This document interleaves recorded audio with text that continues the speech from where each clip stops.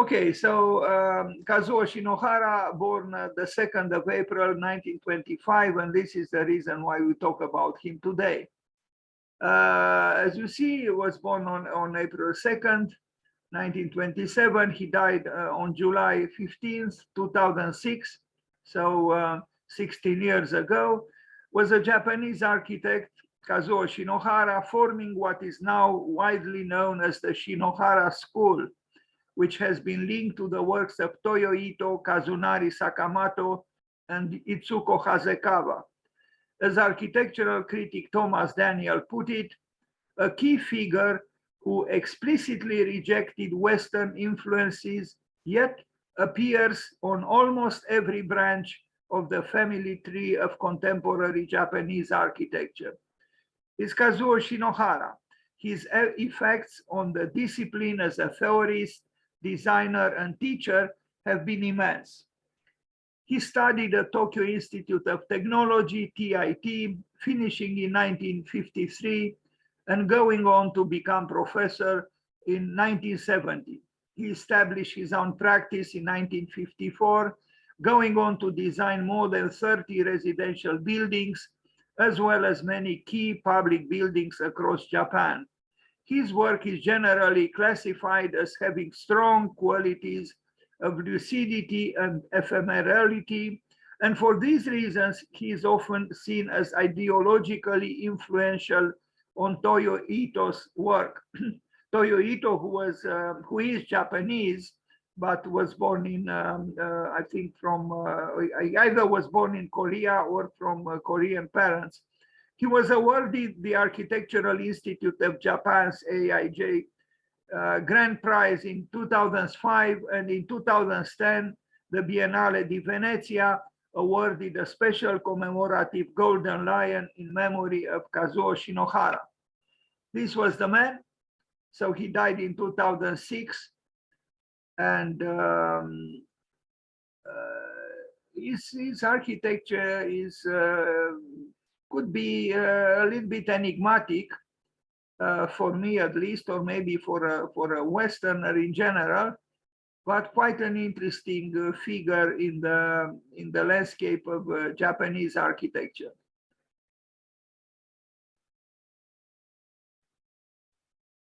Now, what do we see here? We see the architect, and we see,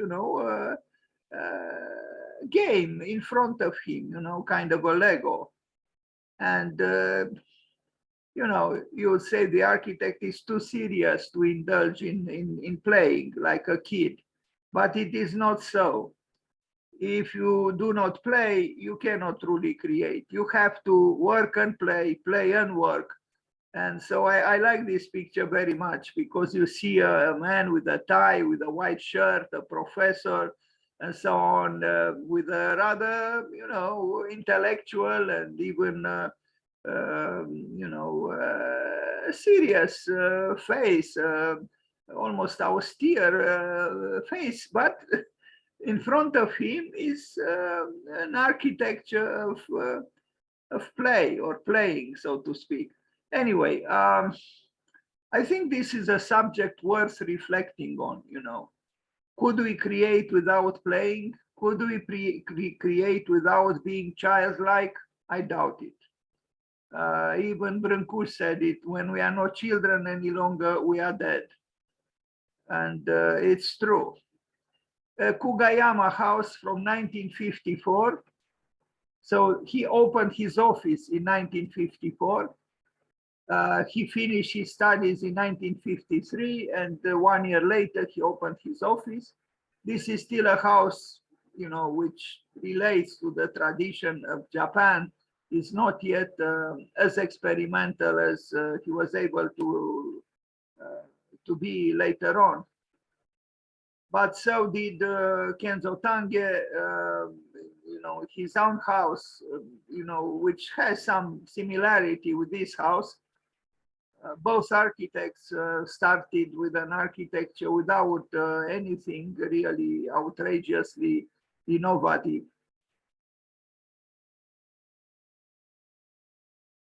We remember yesterday we talked about Kiyonori Kikutake. Kikutake, well, Kikutake built the sky house, which was, you know, more, in a way, more provocative, architecturally speaking, than the house by either Kento Tange or Kazuo Shinohara. But even here we see the, you know, the larger body of the house elevated from the earth.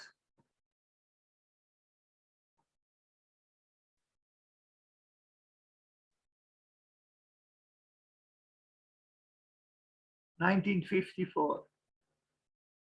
So the ground floor is on the top and the second floor at the bottom.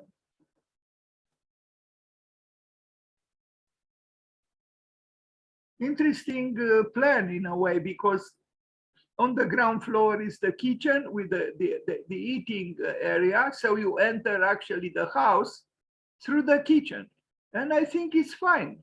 It's perfectly fine. Although, you know, conventional thinking in architecture would discourage something like this. But I think it's perfectly fine.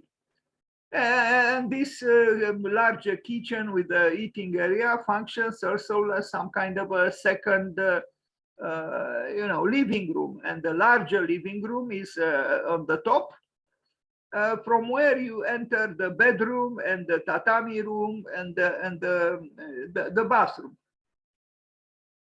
It's okay. No corridors, and it works.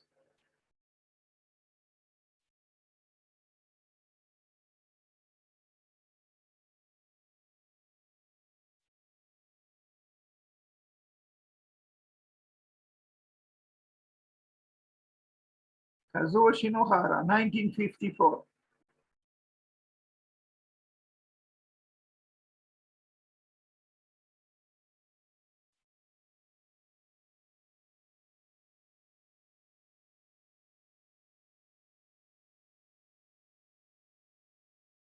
Umbrella house, 1961. And umbrella it is. You know, the structure of the roof is the most architectural element in the house. And there are beautiful pictures about it. As you can see, the building is still, you know, alive, so to speak. By the way, where you see this bluish sign on the lower right corner of the picture and the name offhouses.com, this is a very useful and serious website created by a Romanian architect who lives and works in Suceava.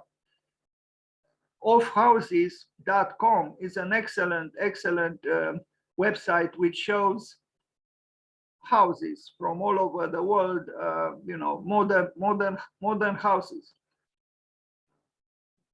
Here again is taken from the same website. So this house by Kazuo Shinohara stirred up the interest of the architect who takes care of, who created this website of houses.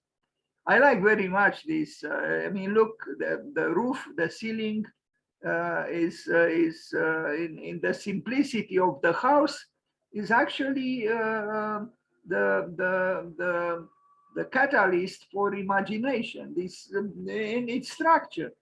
It's pure structure, but it's more than structure. It's more than just structure. It becomes the ceiling and the roof becomes eloquent aesthetically as well. And in a way, you know, any house, you know, it is an umbrella. A house is an umbrella with the walls around you, but because of the roof, and I read that in Japan, the roof is crucial, that even in traditional Japanese architecture, the roof has a central role, a significant role, architecturally speaking. And here we see this statement paradigmatically expressed. It's a very simple house. It's a small house, but again, no corridors, no, and I wonder if a civilized country like Japan can get rid of, entrance hall and all those doors and doors and doors, and why can't we? Not to speak about this type of, ladder, which is totally discouraged in our country, but we prefer to build something heavy in concrete and so on. Why? Why? It can be done in this way, ephemerally, still functioning quite well.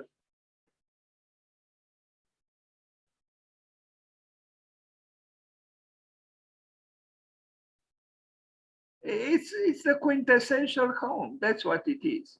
The Umbrella House by Kazuo Shinohara. It's simple, but not simplistic. It's refined, it's eloquent, it's mysterious even.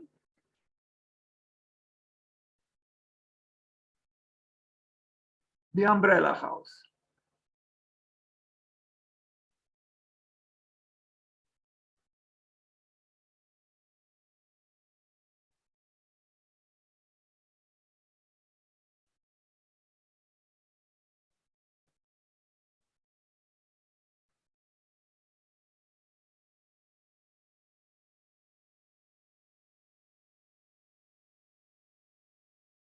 We see again the entrance into the house through the kitchen and the eating area.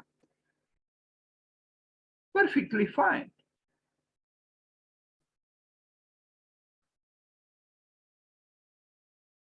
I actually grew up in a building in Sibiu, rather old, where out of 13 apartments, at least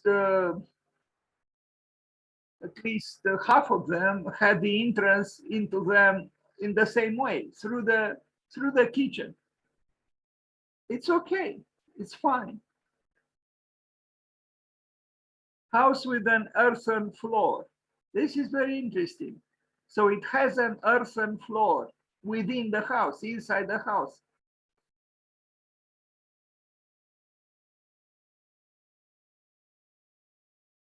Rural Japan is not very different in its essence from rural Romania, actually. And we only have now images of pristine Japanese design and interiors, no disorder whatsoever. It's not so. I mean, you see here, a lot of disorder is the disorder of life. It's okay.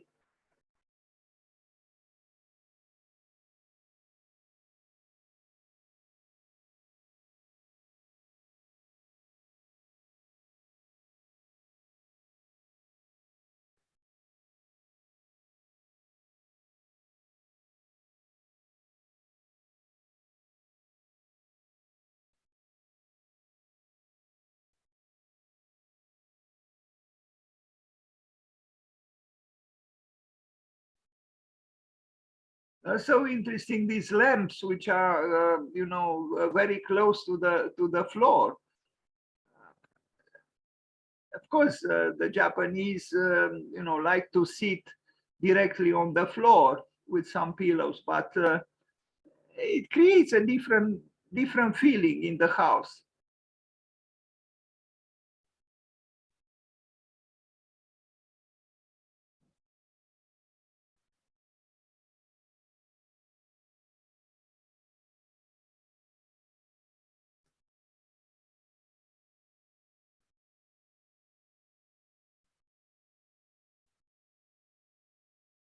Well, it is said that justifiably so that Japan has a lot of knowledge and traditional knowledge as well about working with wood, with timber.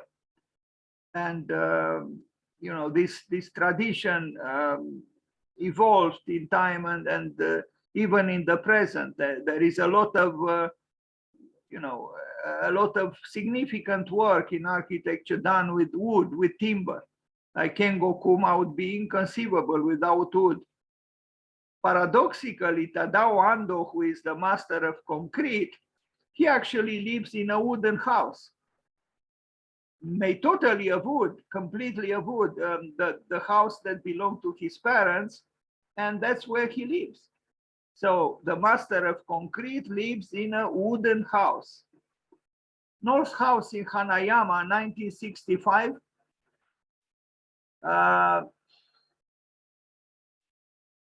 You see again that the silhouette of the buildings, of the residential buildings by Kazuo Shinohara is very traditional, you know, with a sloping roof. And I don't think he modifies significantly the conception of a house that was applied to reality in all the times. Maybe the interior sometimes has a certain drama, and we are going to arrive at such houses, as opposed to the typical traditional house. The house in white, 1966. From the outside, you would say, well, you know, it's just another house, like many other houses. Where is the innovation? I'm sure there are innovations. For someone who knows more in depth the architecture of Japan, these differences between what was in the past and what is in the present, or in the present of Kazuo Shinohara, would be more easily decipherable. He does employ often structural elements within the house in rather unexpected and even sculptural ways. Here is just a pole, but we'll see later some very interesting things.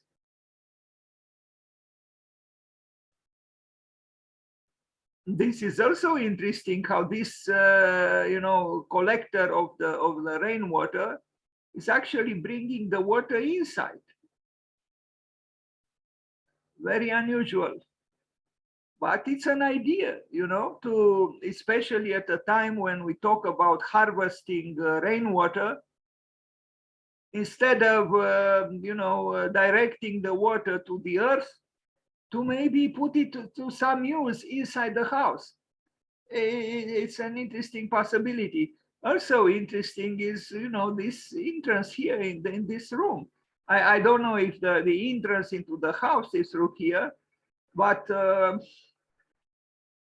I like it very much. You know, if it is the entrance into the house or the exit towards the garden, both ways, I think it's very simple and poetical, although some might say, you know, the most not the most comfortable way, but I don't know. It creates a moment of you are forced to be attentive, and you should be attentive at the at the threshold between the outside and the inside. So I like very much what I see here, although the functionalist, I'm sure, would protest.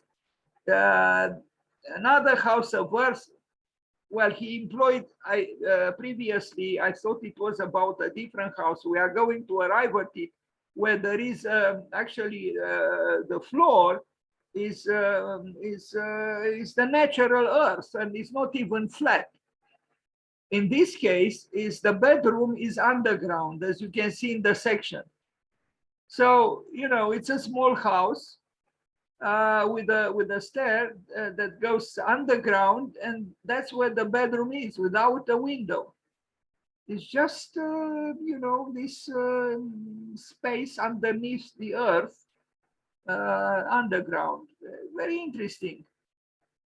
Now, the atmosphere inside the house is affected by lots of things. When you see such an interior, you wouldn't think it's Japan, because, you know, garn is the, you know, the the simplicity of the interior. Here, maybe someone who love to collect lift or leaves. I don't know, but the house was built by Kazuo Shinohara, and whoever lives there is something else. This is the stair that goes underground to that bedroom. Again, a very simple entrance into. Let's actually look at the plans again. Yeah, the entrance is through here. Through here, I think. Let's look again, but it seems to be very unusual compared to the, the paraphernalia of protections that we are so accustomed to,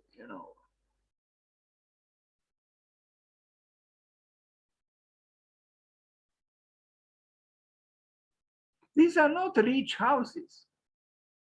They're not. And actually, Japan, although it's a very industrialized and well-to-do country is, many of the streets in Tokyo have very modest buildings on both sides. So there is a certain rurality in this very sophisticated and urbanized country.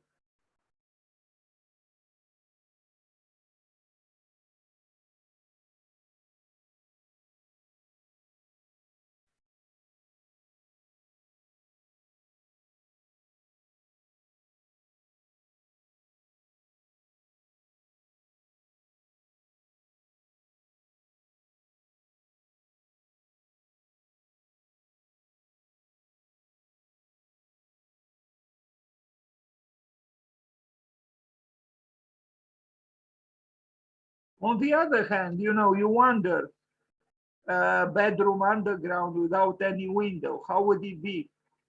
I know that traditionally in old houses in Japan, there were cases, and maybe frequent cases, where actually the sleeping area, the bed itself, was inside the closet. So you would open the sliding door of the closet and there was the bed. So they didn't have a specialized room for the bedroom. It was a large space, and on one side, against one wall, there were these a little bit wider closets with sliding doors, and usually a twin-size bed was on the second floor, and underneath storage space for the bed equipment, so to speak. Very efficient, and I think it works. Uncompleted house, 1970. Interesting name. In what way is uncompleted? This is a larger building.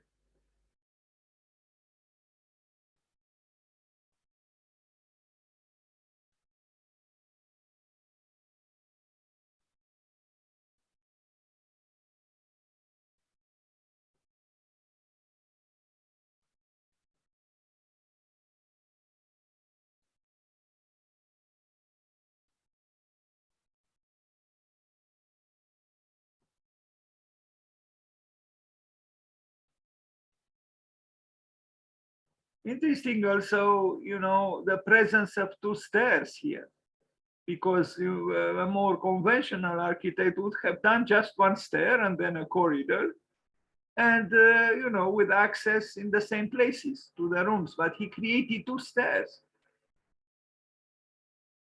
I don't know why the house is called incomplete or incomplete.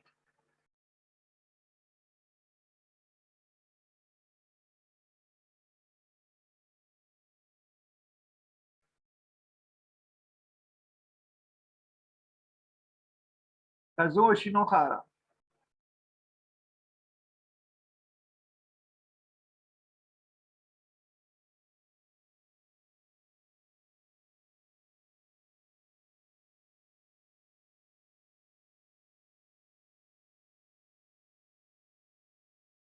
Prism House, 1974. He designed also public buildings, and we are going to see a few. But he also designed, we read at the beginning, about 30 residential building houses. This is very interesting. Look at the section through the house.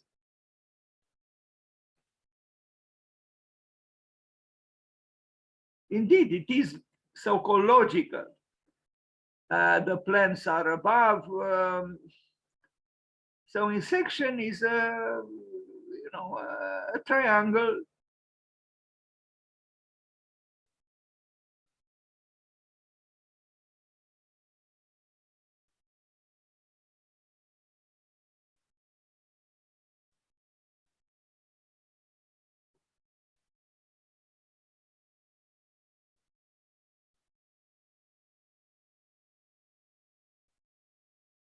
It is indeed a prismatic house, a prism, and the purity of the structure is expressed accordingly.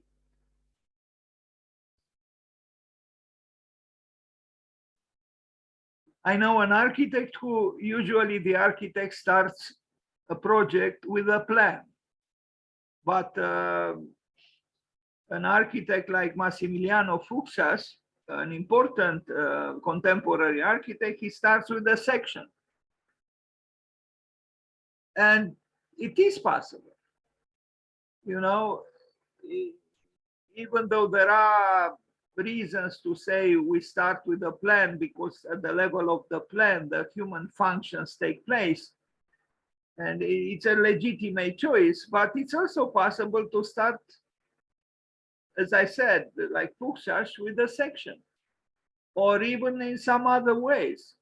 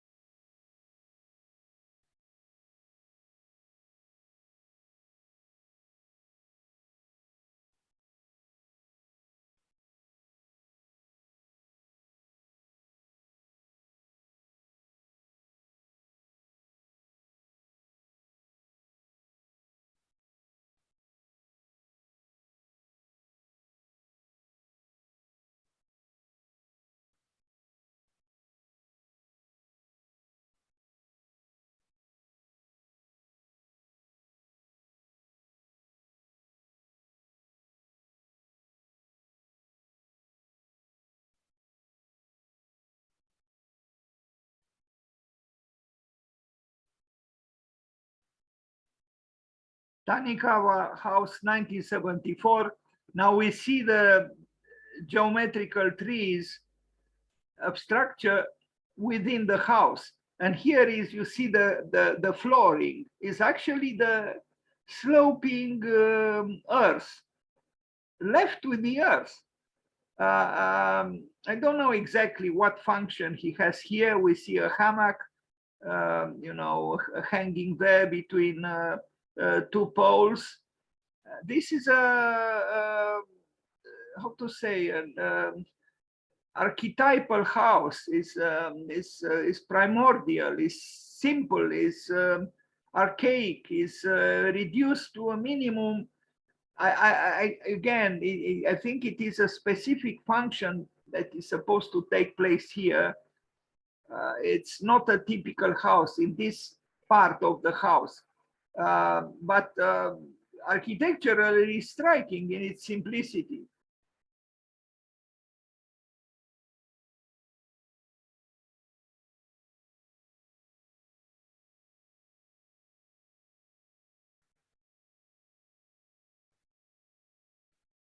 You see, he simply allowed the sloping land to go through the house.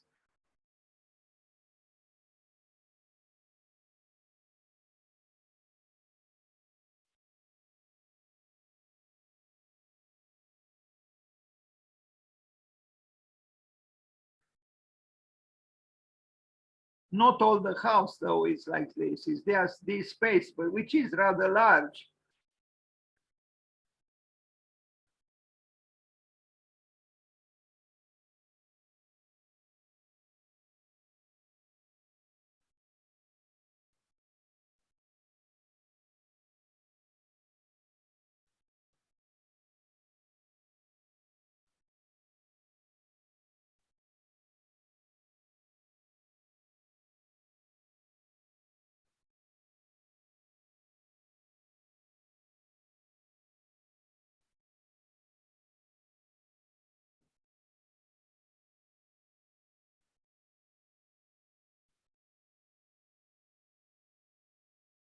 So I don't know where the interest into the house is.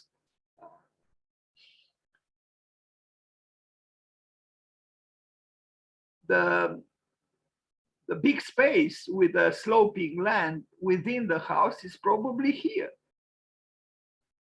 And the more conventional, so to speak, the typical, the normal house is here. But what is this space? This is a very interesting idea, to allow the the natural slope of the land, of the earth, to remain the same within the house.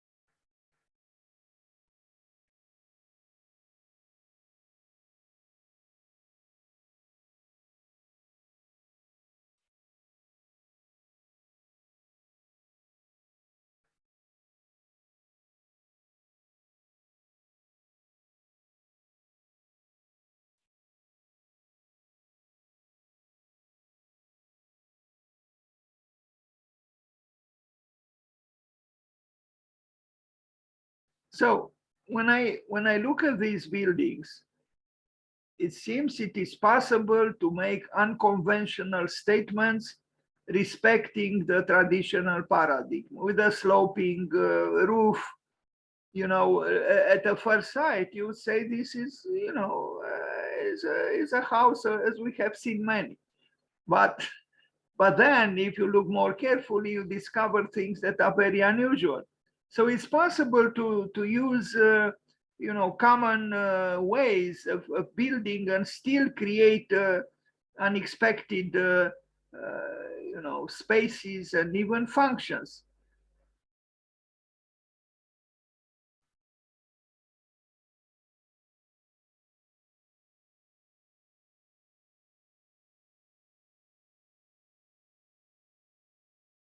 I remember what Gaston Bachelard said, something that haunts me almost. He said that the mollusk doesn't build a house, its house, in order to live in, but lives in order to build its house. So the house is at the end of the journey called life.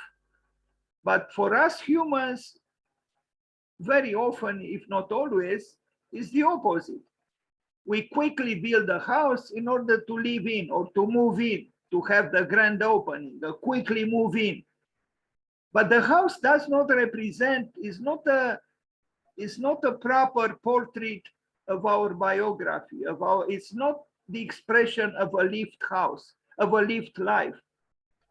So maybe there is something to learn from the mollusk, where the house, the building, becomes the culmination of a lived life and not just a tool to quickly use in order to live under its umbrella, referring to the umbrella house by Kazuo Shinohara.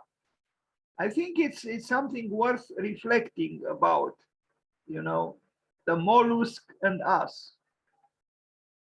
What if indeed a human life culminates in the house, in the building that expresses that lived life of someone?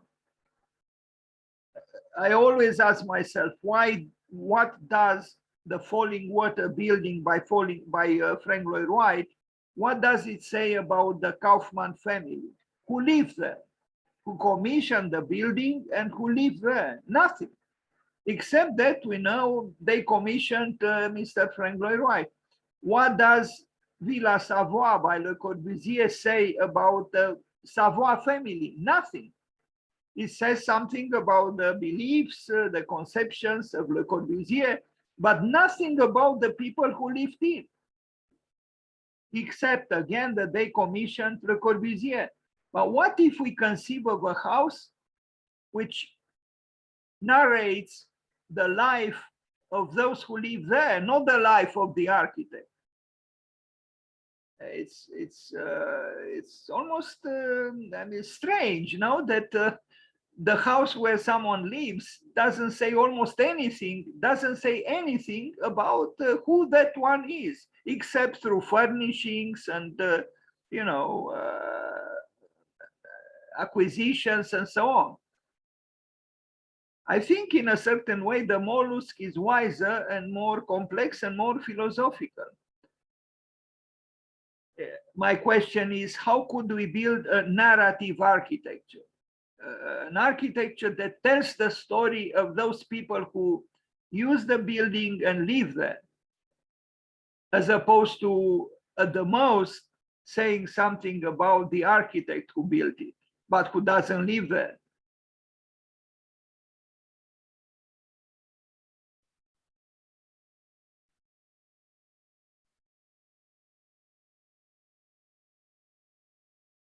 At a superficial reading, so to speak, this building looks like a banal building, but it's not a banal building, and so it's rather it's quite unusual because of this large space here, which allows the land, the sloping land, to go through it, through the house. And look at these windows, you know, very low and very small windows. They remind me of the windows of my grandmother's house, a very modest house in a village near Sibiu.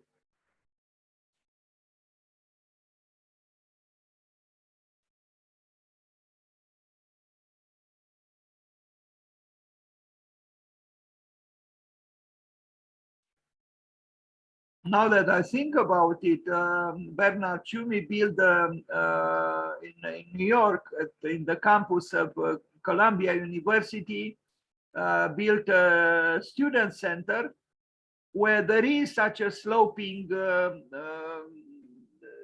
long area, and there are tables there, which, you know, if they follow the sloping flooring, would not have been horizontal, and that's why they have on one side the legs are longer, taller than on the other side. You know, discomfort. You know, it's not just because of Neufeld. It is this obsession with comfort, but I think discomfort is a dimension of life which is not totally to be ignored. I mean, it's even beneficial existentially, a certain level of discomfort. So I once launched a competition, the House of Oxymorons, and an architect from the United States sent me a project called the House of, well, it was in essence the House of Discomfort, but he called it differently, the House of, not inadequacy. It was in essence, yes, the House of Discomfort. Here we see discomfort because the sloping land remains sloping within the house as well. And I think we should talk about these matters. Should a house be just, you know, a locus where comfort is everything that matters? I mean, I'm not sure that life is to be reducible to what we call comfort. I mean, I'm not a masochist, but I think life is too complex to be reduced to such rather banal desideratum, no, comfort and comfort again. What kind of a comfort is in this room? But it's very possible that in this room, although it doesn't allow for a conventional usage, you can invent, you know, scenarios that could be very uplifting even. I mean, you see the hammock here. You know, imagine you laying on this hammock between these two poles, tree-like, geometrical as they are, and dream. Yes, dream. You say, do I need such a big space for dreaming? Yes, you do. What's wrong with dreaming? And why should dreaming to take place in a closet or a very small space? It could be done in that way as well. What I'm trying to say is, I think the obsession with function and comfort reduces a lot the adventure of life to banalities, a sum of banalities, really.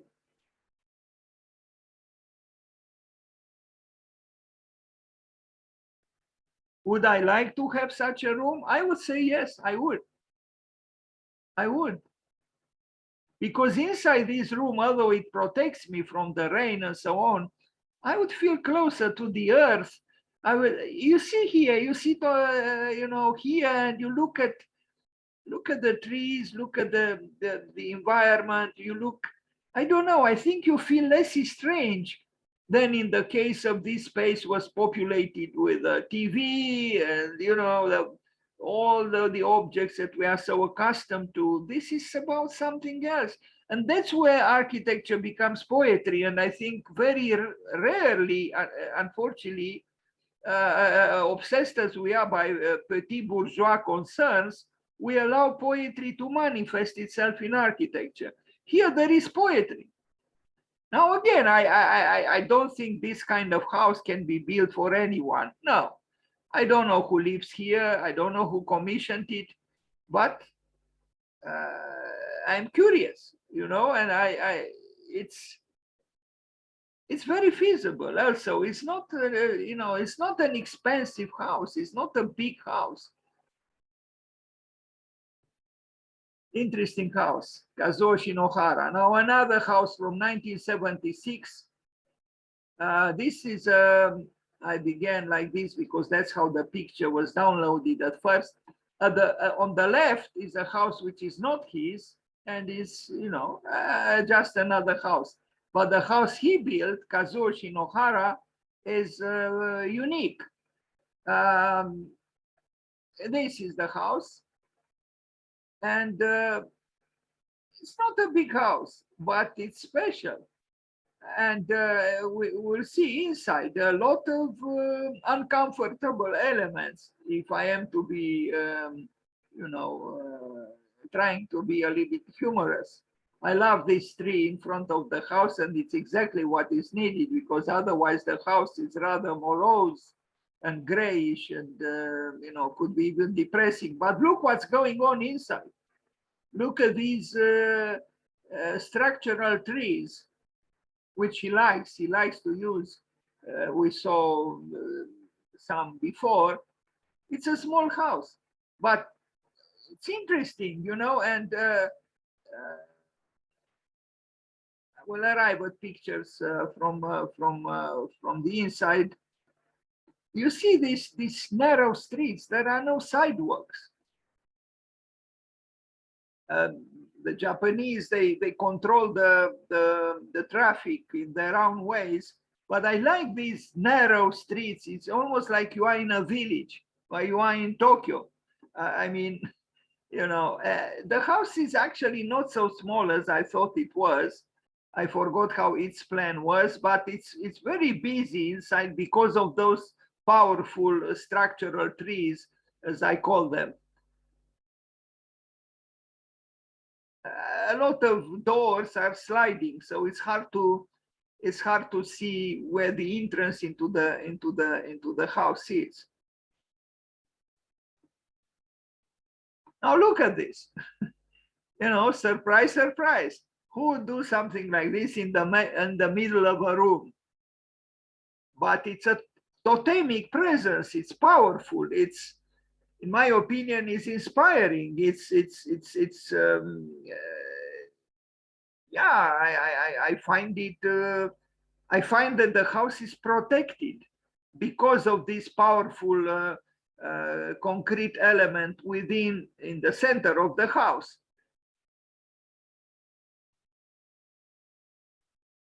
It's enigmatic also. Now, of course, it's very easy to complain. If I want to go from this place to the other place, what do? I risk hitting my head on this thing, or I jump over it. Yes, exactly so. So what?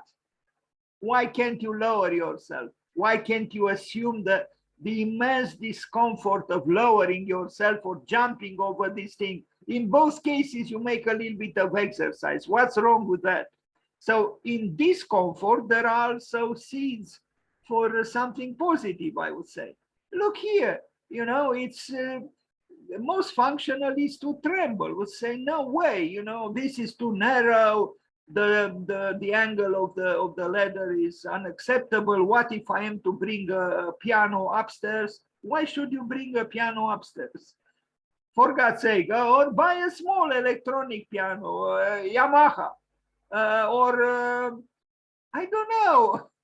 I mean, I truly find the functionalist way of thinking about architecture ridiculous most of the time. Really, it's so predictable and you know, lacking a poetical horizon. It's just architecture is more than that. It should be more than that. And you know, functionalism reduces everything to rubble. Here again, we will say, wait a minute, this is not well designed because this is, you know, diagonal, and this is, you know, rectangular, and, you know, they don't, this could be aggressive. I could hit myself in this, which is very possible. It's okay. I mean, you know, it's okay. Life has dangers too. But when I look, this is just a detail of the houses, you know, in terms of space. It's a small space, but it's interesting, it's engaging. There are things happening here. You know, it looks different. And look at this space. You know, and it's not formalism. I don't think Kazuo Shinohara here was a formalist. I mean, form does exist.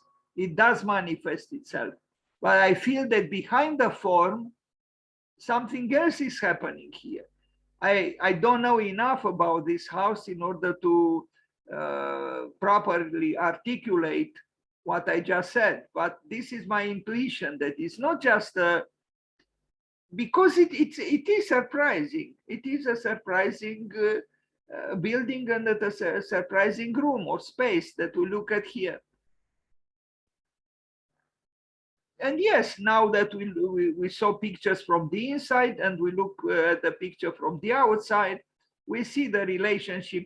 These are some kind of, not oblongs, I don't know how to call it. They open, these triangular parts, they could open, and then there is glass behind them. So that's why in the previous picture here we see, you know, glass in both cases.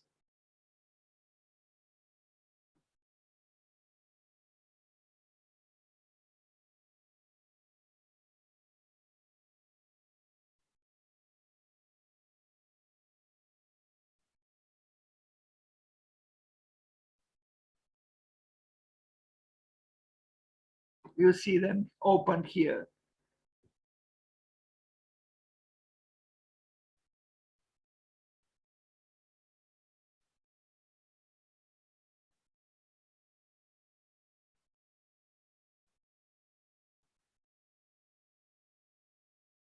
Now, I don't know this. I'm a little bit confused. This was at an earlier stage of the construction of the building. But whatever, it does look impressive, although it's a small house. It might not be the most sustainable house. Yes, he didn't need, you know, this emphatic concrete structure. Uh, if he wanted to save money, he would have done it differently. He was searching for something, you know, a certain expression, and maybe even a certain architectonic mythology. I don't know, but it's interesting, you know. I think it gives an identity to the place that the people who live here could benefit from.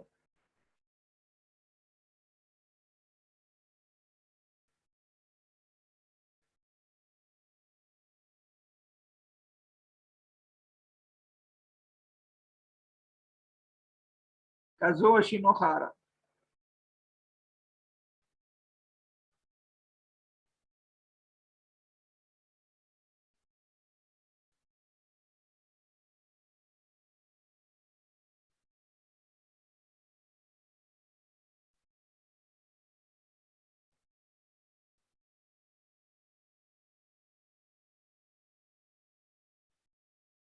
Another house from 1977, this one different from the previous one.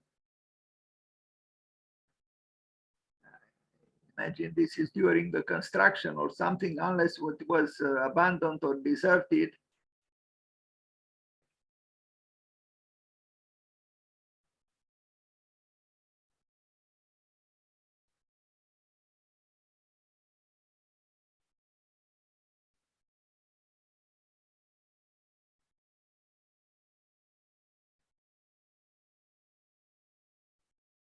We remember what we read at the beginning, that his architecture is lucid, or is about lucidity and ephemerality. And this aspect of ephemerality, I think, is very important in the Japanese culture. Maybe that's why they have such incredible longevity. Exactly because somehow, paradoxically, they assume ephemerality or the transitoriness of life. I read that the Japanese don't value their lives so much. And paradoxically, again, they have long lives, because they are confronted with tsunamis, with tornadoes, with, earthquakes and so on. So I imagine living in Japan, you are confronted with your own vulnerability. But exactly because of it, you become enduring, you become strong. Do you hear the Japanese, complaining or, lamenting? I know when in 2011, there was that incredible tsunami and earthquake and even the nuclear tragic event, and they had great losses, in terms of number of people who died and people who disappeared, and economically. In that year, 2011, Japan was to donate 1 million, I don't know, dollars, euros, I don't know exactly what, to the International Theatre Festival in Sibiu. They committed to this earlier in some previous year. And I was sure that they would not honor their commitment because of the tragic events that took place in Japan. No, they did. They did even then.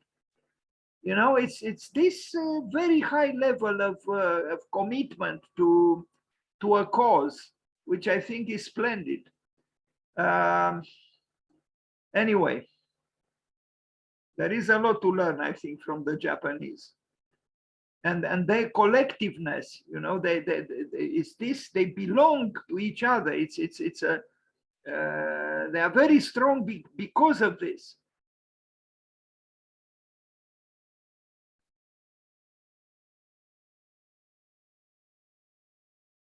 Mysterious images, no, because now you don't see the typical furnishings and so on. It's rather abstract spaces.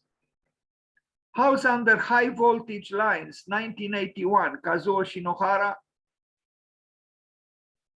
So here is another kind of umbrella, protecting from the high voltage lines.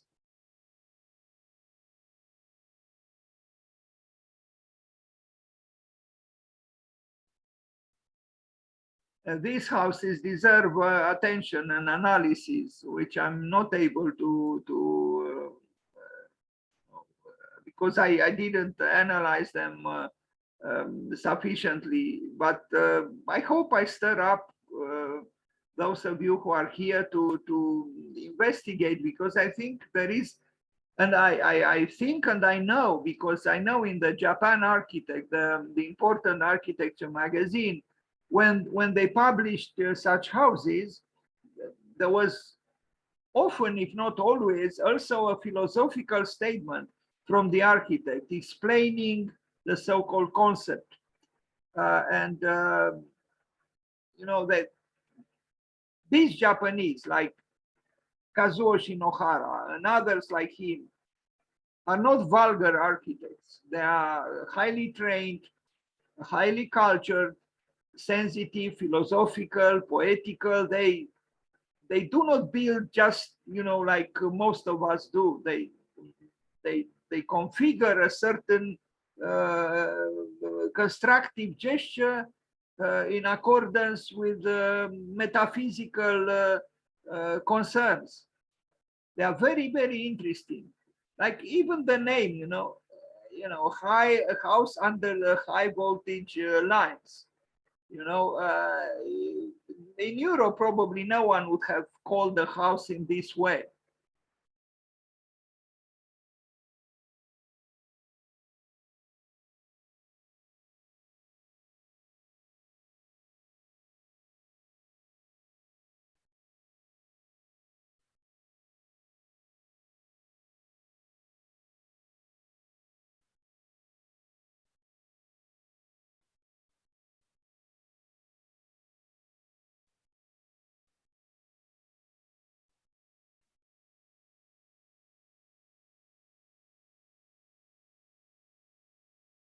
There is a high level of artificiality, and we are going to see other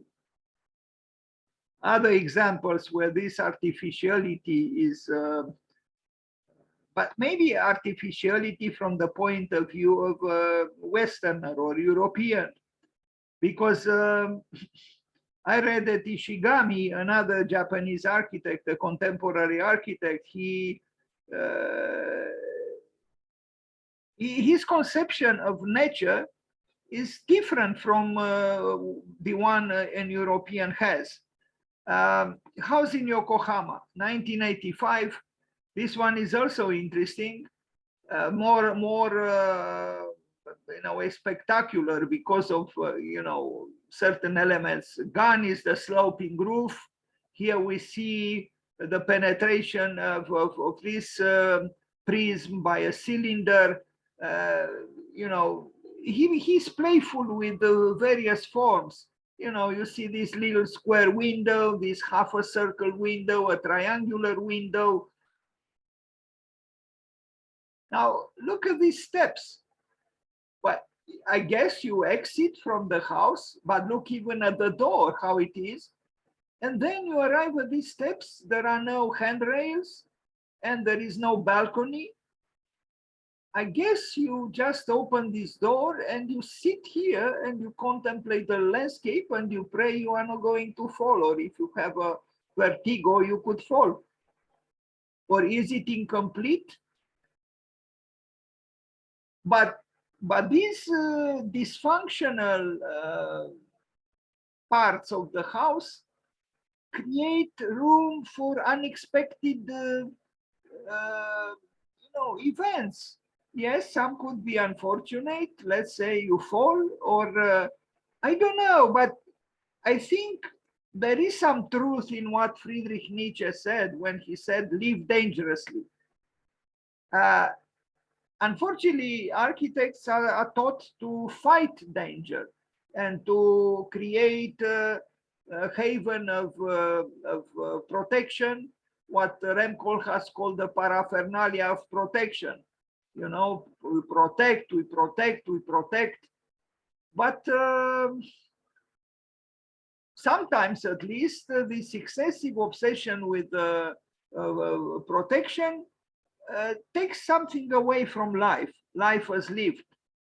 So I wonder, what did Kazuo Shinohara, what did he want to do here with this? Because it's very unusual, really. These three steps which lead to nowhere, unless you want to jump from here to the, which is possible, and then enter the house from somewhere else. Or why did he do it like this? I have no idea.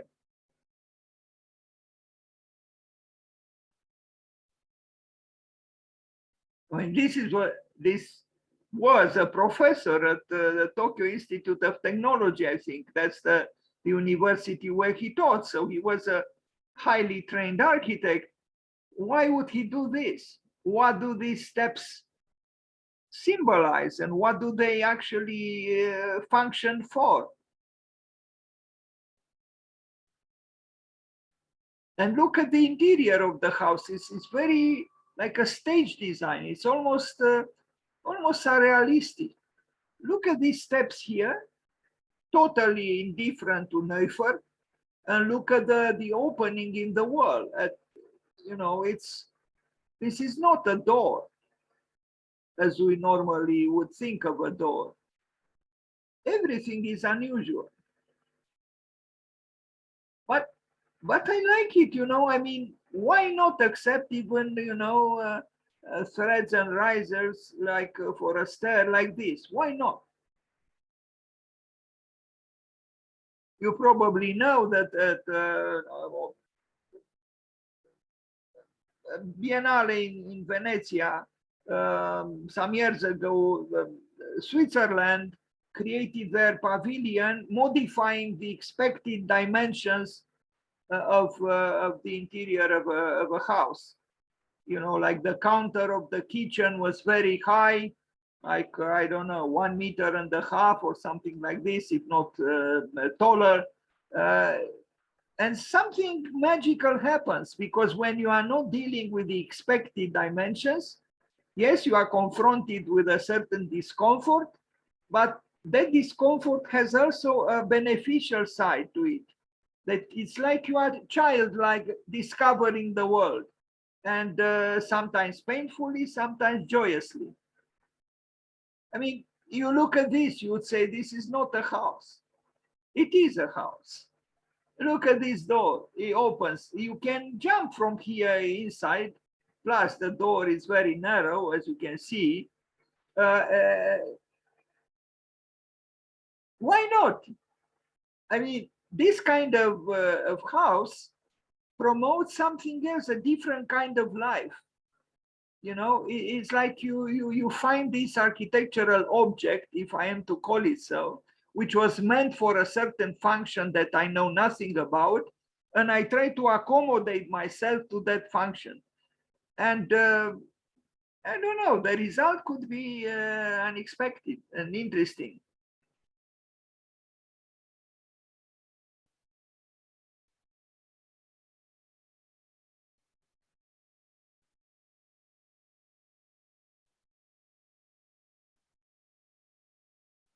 Maybe a house could also be a medium towards self-discovery. So in your even conflict with the house, through the unexpectedness that the house provokes you with, you discover something about yourself.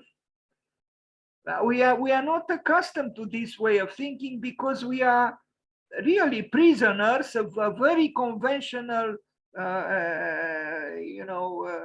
way of thinking about what a building is and should be.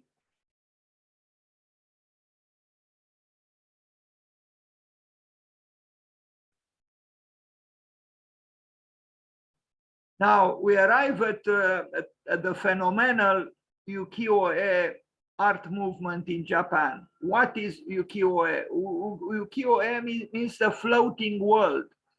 And maybe you know, in the 19th century, well, starting from the 18th century until approximately the mid 19th century, but it continued to this day, but its golden age was approximately between mid 18th century to mid 19th century. It was the formidable, beautiful, fragile art called ukiyo-e, the woodcuts, the famous Japanese woodcuts.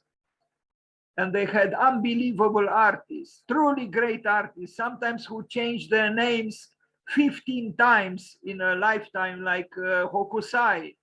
Yes, for them, they didn't have this stubborn obsession with the signature, you know, like we have today, like even Tadao Ando has, who is Japanese.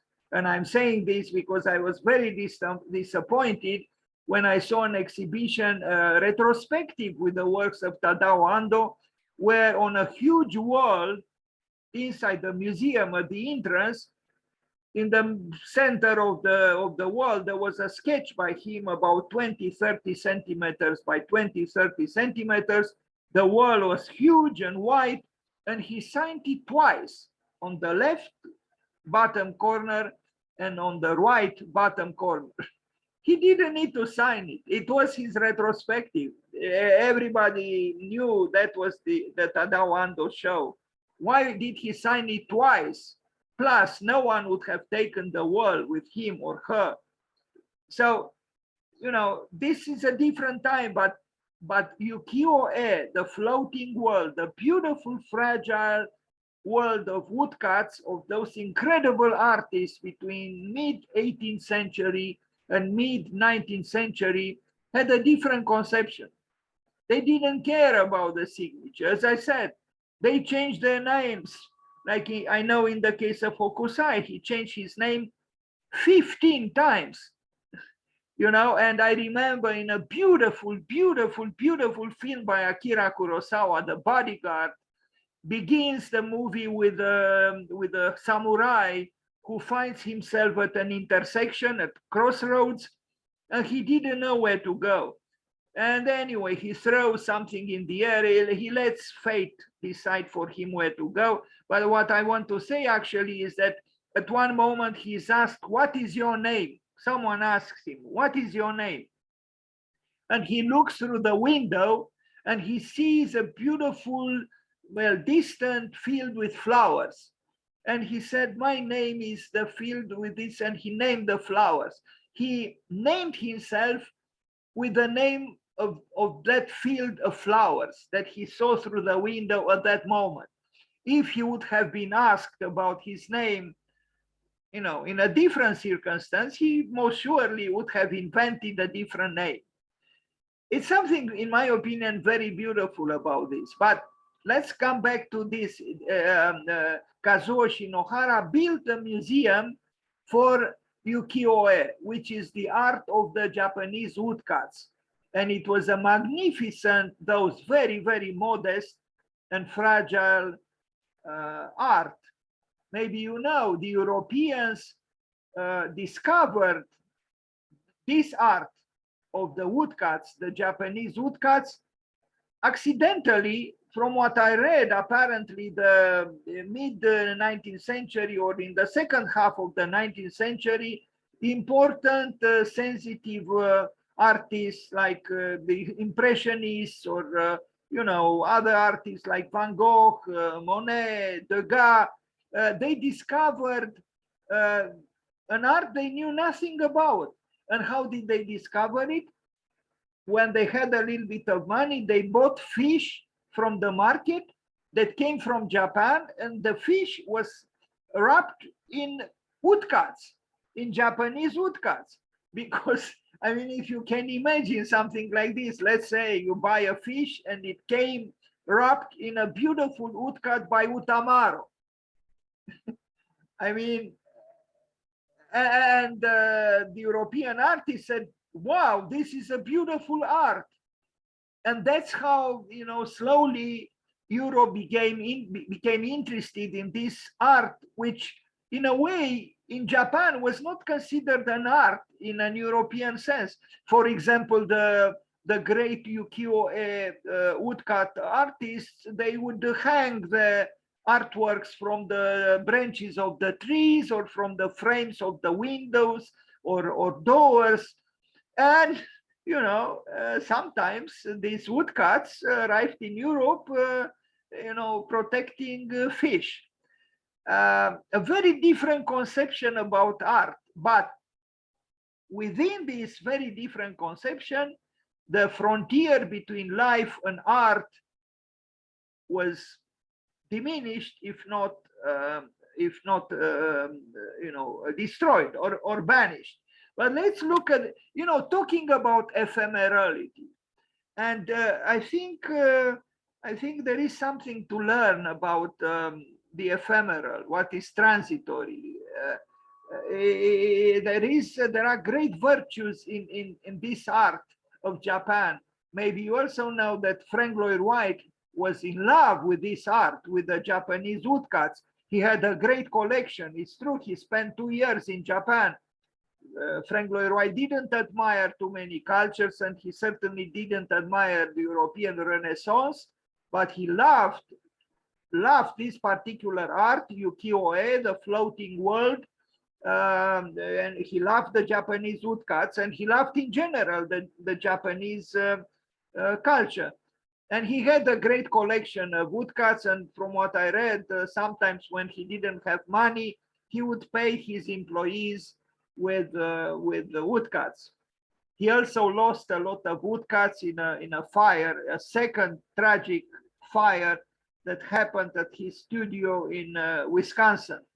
Anyway, this is the Ukiyo-e Museum. I should have had here also the museum that Kazuo Sejima built for Hokusai, since I mentioned Hokusai. But we look now at this museum built by Kazuo Shinohara for this particular form of art, which is distinctively Japanese. It belongs to them. We see here the capriciousness of the aesthetical decisions, the playfulness. And this playfulness, I think, is again, I don't think it can be separated from creativity. Even here, I find this detail very interesting. It's unsettling. It's a little bit, yes, unsettling, but in essence, I think it provokes this feeling of things not being, crystallized forever. There is the same spirit exists within the woodcuts of the ukiyo-e art. I myself love ukiyo-e art, and I have several books, and I'm always astonished at the beauty, the attention to detail and the fragility. These woodcuts were printed on mulberry paper, and a very, complex process, because for each color you had to print a different wood block and superimpose them on the paper, and you couldn't create a lot of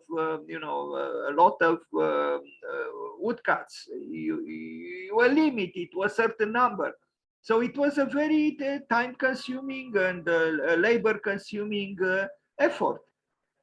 This is actually a picture with a fragment of a woodcut by Hokusai with Mount Fuji and so on. And whoever did this, I didn't do this, but so it's the building of Kazuo Shinohara with, enlarged fragment of a woodcut by Hokusai. I love Hokusai. Hokusai was this magical artist. He achieved success. He had a lot of success, but I read that at 50, he was already 50 years old. He had a lot of success. He changed his name a few times, but at 50, he said, I am beginning to learn the ABC of my profession, of my job, of my art. At 60, now it's true, he lived a long life. At 60, he said, I'm making a little bit of a progress. At 70, he said, I'm moving forward. At 80, he said, I feel I am getting there. And I think he lived until 90 or a little bit over 90. At 90, he said, yes, I'm very close. Isn't it beautiful? I mean, an accomplished artist, childlike at 50, states that he's just beginning. I find this very beautiful.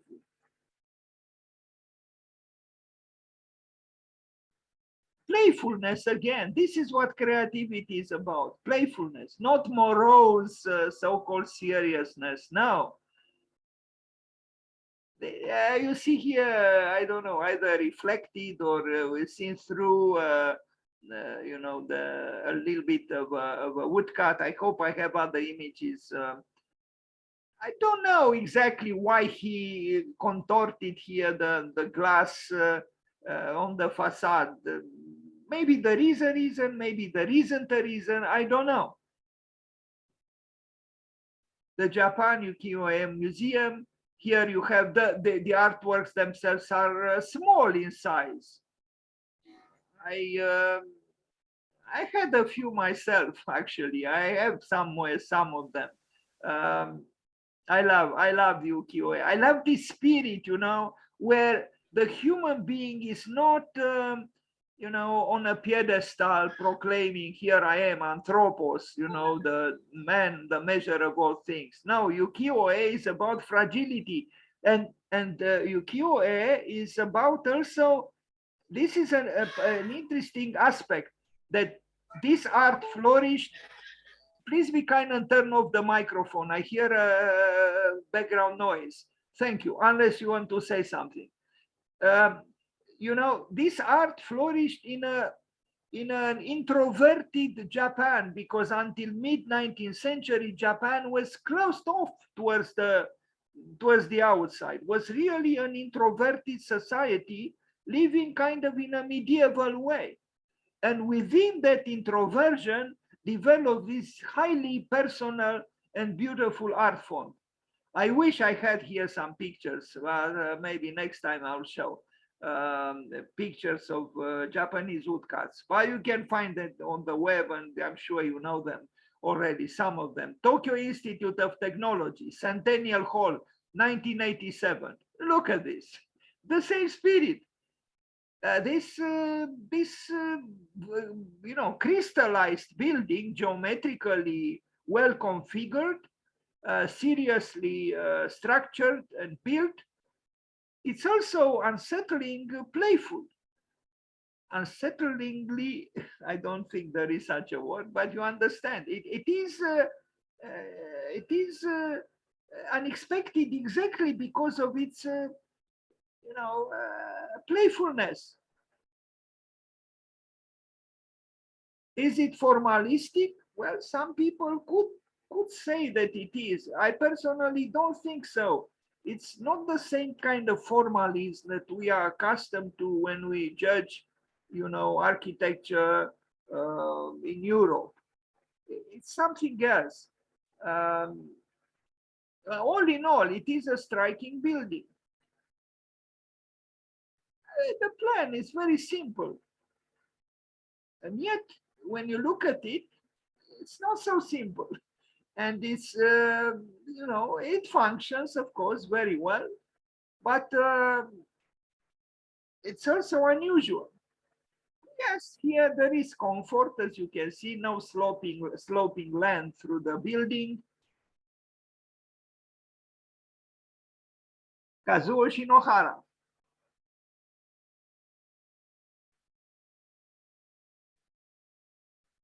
You know, sometimes I joke, I say, we are the extraterrestrials, we, the human beings, and I do believe we are, yes.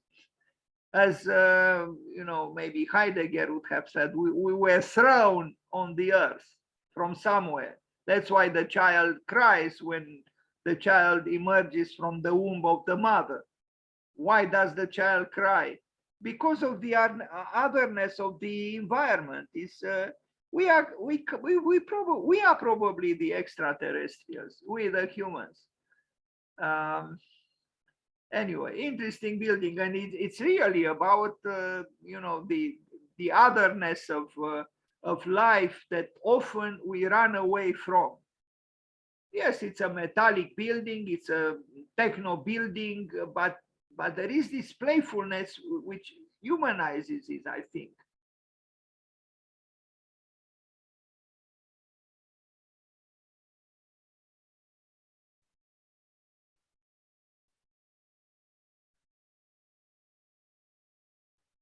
I wish I knew Japanese. I don't, but I look at the pictures and I mean, look at this staircase here, you know, exterior staircase.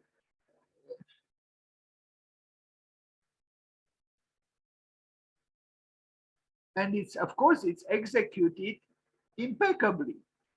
I mean, in terms of construction, you look at this, it's impeccably done. But, you know, reflecting on the woodcuts, there you will see in the most, you know, a small square or a small rectangle, you see the face of a woman with a hair, and the artist carved that hair. You know, it almost shows every piece of hair.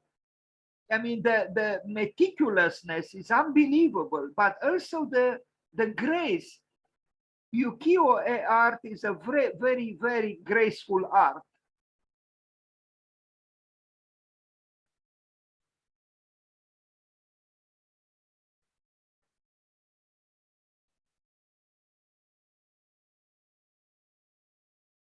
I guess what the Japanese teach us is this: whatever you do it best. Do it at your best.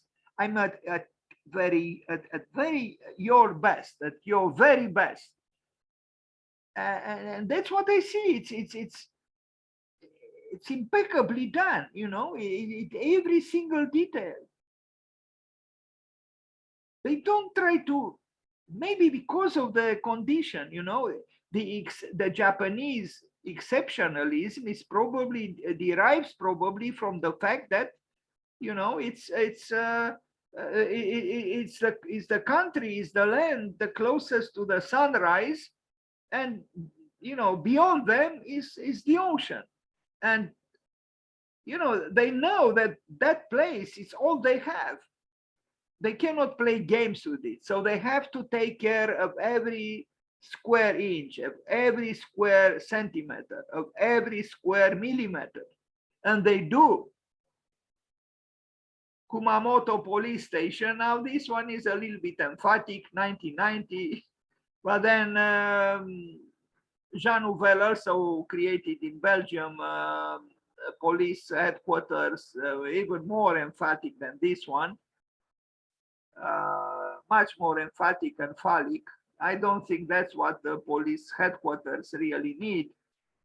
Uh, I don't know. This is not one of my preferred buildings of Kazuo Shinohara, but he did it.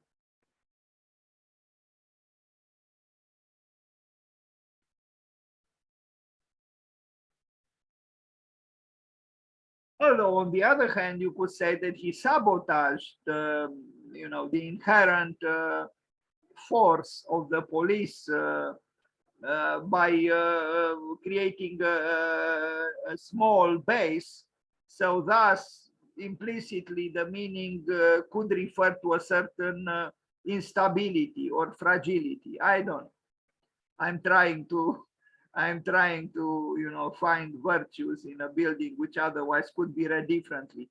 A building in Osaka, 1990. We know by now that he liked to play with the diagonals.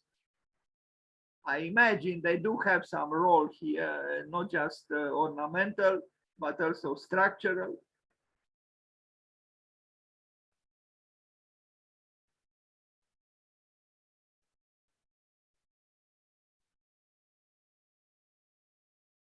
Kazuo Shinohara.